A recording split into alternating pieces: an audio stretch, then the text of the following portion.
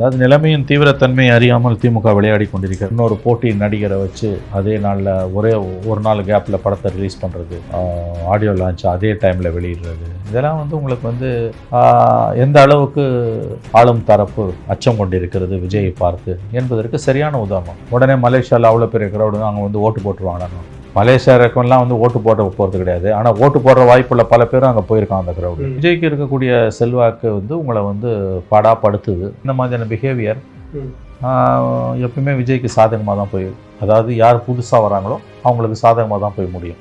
ஒரு பந்து அடிக்க மேலே எழும்பும், பவுன்ஸ் ஆகும். இதை நன்றாக சம்பந்தப்பட்டவர்கள் புரிந்து கொள்ள வேண்டும். ஆனால் அவங்க ஒரு கனவுலகத்தில் வாழ்ந்துகிட்டு இருக்காங்க. அது தேர்தல் முடிவுக்கு வந்த பிறகு தான் நமக்கு தெரியும். ஒரு திரைத்துறையிலிருந்து இப்போ இன்னும் சொல்லப்போனால் இந்த ஜனநாயகம் 9ஆம் தேதிக்கு பிறகு இன்னும் டைரக்ட் பாலிடிக்ஸ்குள்ள விஜய் வராரு அப்படின்னு எடுத்துக்கலாம். ஆல்ரெடி வந்துட்டாரு. பட் இன்னும் அந்த லாஸ்ட் மூவி அப்படிங்கிறவனா இன்னும் டைரக்ட் பாலிடிக்ஸில் வராரு அப்படிங்கிறப்போ, ஏன்னா அந்த இதுலேயுமே விசுவல் எல்லாருமே சொல்லிட்டாரு, இதான் என்னோட கடைசி படம், இதுக்கப்புறம் வேற இலக்கை நோக்கி போகிறேன் அப்படின்ட்டு.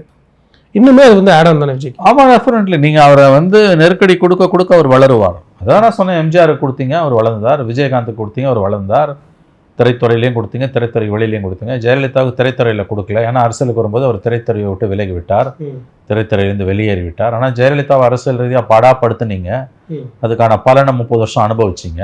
அதுவும் கடைசி 10 வருஷம் அந்த அம்மா உயிரோடு இருக்க வரைக்கும் உங்களால் ஆட்சி கட்டிலின் அருகில் கூட வர முடியல.